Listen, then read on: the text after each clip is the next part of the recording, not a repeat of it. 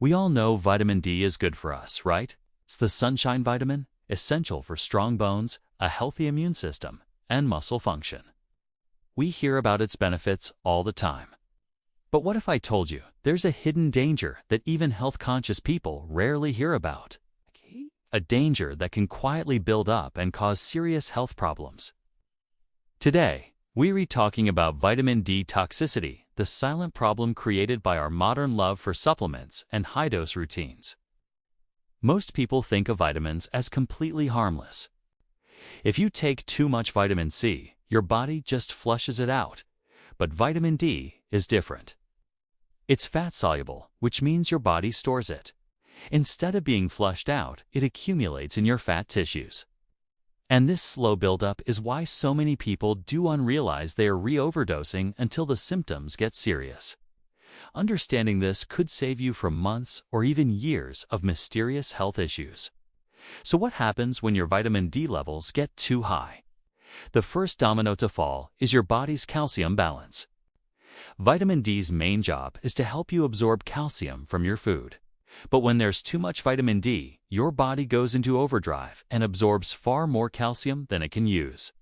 This leads to a condition called hypercalcemia, which literally means high calcium in the blood. And the consequences are anything but simple. High calcium levels disrupt almost every system in your body. Your kidneys struggle to filter it all out. Your muscles and nerves stop firing correctly. Your digestive system gets irritated and slows down. The most alarming part? The symptoms start small. You might feel a little nauseous, lose your appetite, or just feel more tired than usual. It's so easy to mistake these signs for stress or a stomach bug, never realizing that your daily supplement routine is pushing your body into a medical crisis. As hypercalcemia gets worse, the symptoms go from uncomfortable to genuinely dangerous. You might find yourself constantly thirsty and running to the bathroom all the time. That's your kidneys desperately trying to get rid of the excess calcium. Your muscles might feel weak or shaky, and some people describe a weird, heavy, or foggy feeling in their body. Confusion and brain fog can set in as high calcium levels interfere with your brain's signals. Even your heart can be affected, leading to abnormal rhythms because calcium is so crucial for its electrical function. Over time, calcium can even form deposits in your kidneys, leading to painful kidney stones or long-term kidney damage. Because these symptoms appear so gradually, it's incredibly difficult to connect them back to your supplements unless you've even warned about the risks. And while severe toxicity is rare, it's not unheard of. Doctors are seeing more and more cases, often linked to a few common mistakes. One of the biggest is misunderstanding units. Someone might see advice online and mistake micrograms for milligrams, taking a dose that's 1,000 times too high. Another common scenario is stacking supplements.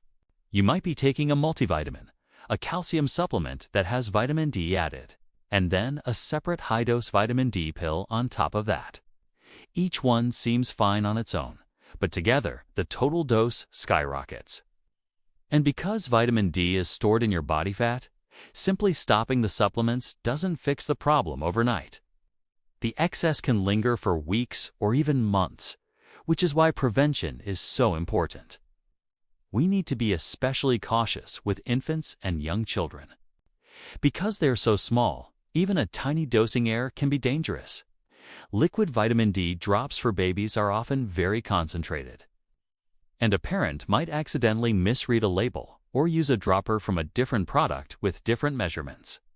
Pediatricians have seen cases where an infant developed severe hypercalcemia just because the daily dose was accidentally multiplied. Certain adults are also at higher risk. People with conditions like sarcoidosis or some lymphomas can actually produce extra active vitamin D inside their bodies, so even a normal supplement dose can push them into toxicity. If you have kidney disease or issues with your parathyroid glands, you're also more vulnerable. This is why medical guidance is absolutely essential for anyone with a chronic health condition. Despite these risks, there's a widespread belief that if a little vitamin D is good, then a lot must be better. This comes from a fear of deficiency and the idea that higher levels mean a supercharged immune system or stronger bones. But the research just doesn't support that. Studies show that once your vitamin D levels are in a healthy, normal range, taking more doesn't give you any extra benefits. In fact, some research suggests that chronically high doses might even weaken your bones over time by disrupting their natural rebuilding cycle. This surprises a lot of people who only think of vitamin D as a bone builder. The truth is, our bodies thrive on balance, not excess. Now, you might be wondering about sunlight. Can you get vitamin D toxicity from the sun? The answer is no. Absolutely not. Your skin has an amazing built-in safety switch. It automatically stops producing vitamin D once you have enough, no matter how long you stay outside. The danger comes almost exclusively from supplements. You could never get toxic levels from food either. The problem really stems from this cultural belief that vitamins are always safe and do I need the same respect we give to medications. But when you misuse it, vitamin D acts more like a powerful hormone than a simple nutrient. So, how do you stay safe? The single most important step is monitoring. A simple blood test called a 25-hydroxyvitamin D test, or 25-OD, is the only way to know your true vitamin D levels. Many people think testing is just for finding a deficiency, but it's just as crucial for anyone taking high-dose supplements. Anyone who's been taking them long-term, or anyone with a health condition that affects vitamin D or calcium. A test gives you a clear picture of whether you even need a supplement, how much you should take, and when it's time to adjust your dose or stop completely. Most doctors agree that healthy adults don't need massive doses.